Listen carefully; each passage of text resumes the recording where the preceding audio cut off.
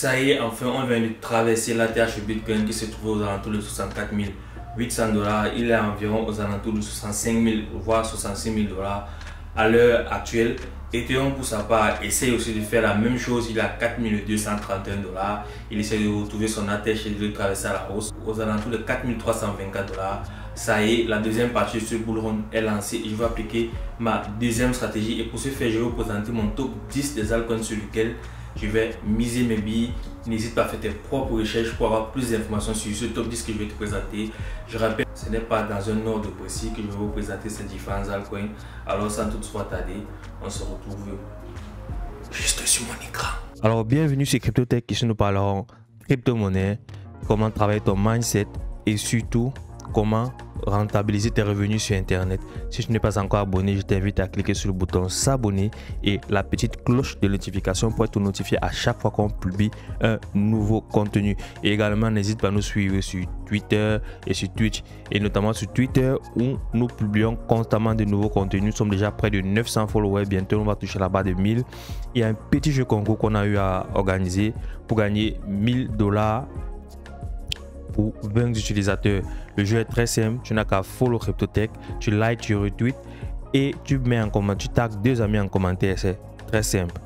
Et là nous sommes sur CoinGecko, on a un Bitcoin à 65 000 $, un Ethereum à 4 236 $ qui lui aussi essaie d'atteindre son ATH qui se trouve aux alentours des 4 348 $ si je ne me trompe pas. On a un BNB qui est aussi entre 490 et 503 $.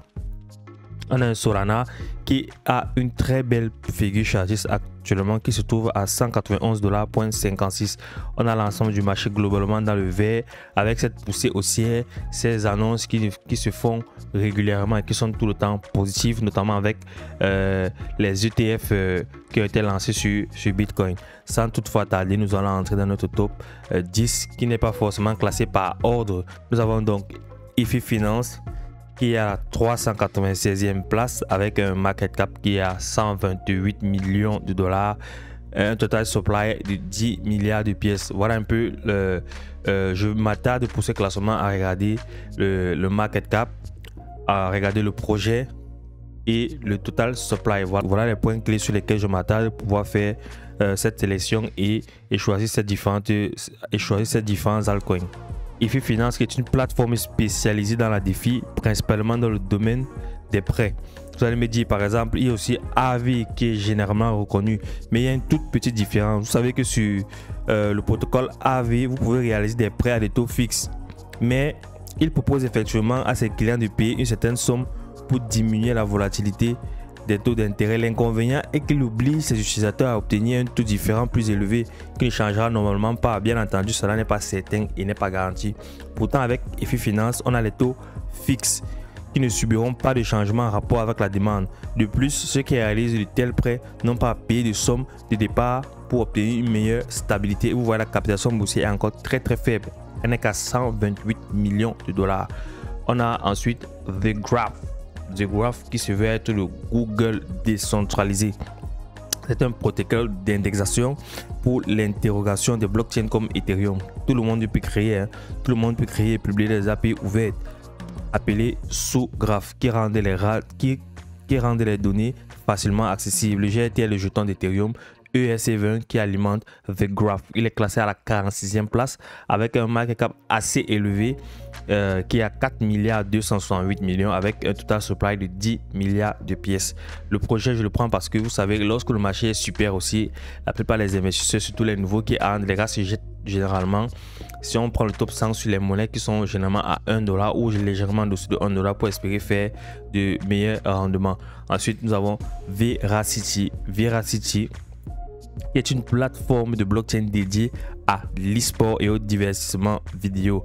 L'avantage, c'est que Veracity propose ici ce que la plupart des youtubeurs, les gens qui font des vidéos sur Twitch, les gens qui font des lives, Veracity se propose de mettre directement en relation des joueurs, des influenceurs, producteurs de contenu et marques dans le cadre du même écosystème, afin de limiter l'action des tiers de confiance traditionnels comme YouTube notamment et Twitch, et de permettre une maximisation des revenus des acteurs de l'industrie. Elle est classée à la 196e place avec un market cap à 394 millions de dollars seulement, avec 10 milliards de pièces en total supply.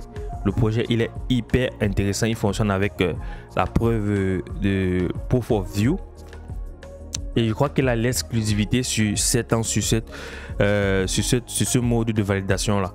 Ensuite, nous avons Frontier, qui est dans l'écosystème de Solana, notamment dans la DeFi. Il est à 73 millions de dollars en market cap et 90 millions de dollars en max supply. Il est classé à la 532e place. Nous avons Oasis Lab. Oasis Lab, vous savez bien, des tonnes d'argent que les grosses institutions se font avec vos données, notamment Facebook, que ce soit Google. Ils utilisent vos données et ils le vendent, mais vous n'en profitez pas. Alors, Oasis Lab est une plateforme de blockchain dédiée à la gestion de données. Le mainnet a été lancé. Le réseau Oasis veut prendre en charge une nouvelle génération d'applications de protection de la vie privée. Il respecte les préférences de l'utilisateur en matière de données de par sa conception et garantissent que chaque individu est équitablement rémunéré pour ces données. C'est très très important. Il n'est qu'à 296 millions en market cap et 10 milliards en total supply. Il est classé à la 242e place. Ensuite, nous avons le Theta. Theta qui se positionne sur le secteur du streaming, qui fait face à des problématiques de taille. Il cherche à résoudre et à remplir les objectifs multiples streaming comme sur Twitch, sur YouTube, sur Facebook. Là, il est à la 34e place avec un market cap à 6 milliards. Il ne vaut que $6.36 pour un total supply qui est à 1 milliard. Nous avons le Shiba. Pourquoi est-ce que j'aime pourquoi est-ce que j'ai mis le Shiba dans ma liste? Parce que le Shiba a une forte communauté et en période d'euphorie, de FOMO sur le marché, je vous rassure, les gens ne réfléchissent pas. Ils mettent des balles dans tout ce qui coûte moins cher. On a eu à voir pendant le début de ce bull run en décembre 2020, janvier 2020, la poussée haussière qu'a subi le Dogecoin. Je vous rassure que si on a la même poussée haussière pour maintenant et avec le nombre de holders qu'on a sur Shiba, ça peut aller très très fort. Ensuite, on a Morpheus Network qui fait dans la logistique, sachant que la chaîne logistique est un des premiers secteurs à avoir intégré les technologies blockchain. Et pour cause, elle permet de simplifier grandement des technologies habituellement alourdies par de longs processus. C'est pourquoi des solutions blockchain spécifiquement dédiées à l'approvisionnement ne font que voir le jour. Elle est située à la 382e place avec un market cap, écoutez, de 138 millions de dollars seulement, avec 47 millions de pièces max. Ça, c'est énorme parce que si on fait le ratio, le prix et le market cap, et en fonction des autres projets similaires qui sont dans le top 100, je vous rassure, il y a pas mal à se faire sur Morpheus. Ensuite, nous avons Polkastarter qui est une rampe de lancement pour les tokens nouvellement créés. Le projet Polkastarter, accompagné de son token Pulse, met à disposition une plateforme de levée de fonds avant la mise sur le marché des jetons sur Uniswap et sur PancakeSwap. Il permet notamment le développement des projets grâce à des levées de fonds en vue de propulser le listing des tokens sous-jacents. Il fait également grimper le cours du token en attirant de nouveaux investisseurs et en réalisant du marketing autour du projet financier, du marketing agressif. On a parfois des rendements super élevés là-bas, x2, x5, x10, parfois même x50 en peu de temps. Mais il faut toujours faire attention à ce genre de lancement. C'est vrai qu'au début c'est juteux, mais après il faut attendre que le prix stabilise pour vraiment prendre position. Il est à la 274e place avec un prix de $2,92, un market cap de 228 millions de dollars seulement pour un total de max supply à 100 millions de pièces. Et ensuite on a le géant des géants, le Polkadot. Pourquoi je mets le Polkadot? Parce que le Polkadot, il y a l'arrivée des parachains qui sont déjà là. Le Polkadot est une proposition d'architecture, d'échange et de transfert entre plusieurs chaînes hétérogènes permettant de connecter les blockchains publiques avec des sidechains spécialisés.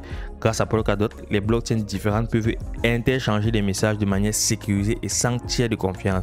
Il est à la 8e place avec un market cap à 47 milliards de dollars pour un total supply de 1,123 millions. Alors ça, c'était mon top 10. N'hésite pas à faire tes propres recherches et de voir si effectivement tu peux nous suivre ou pas. Ça dépend de toi.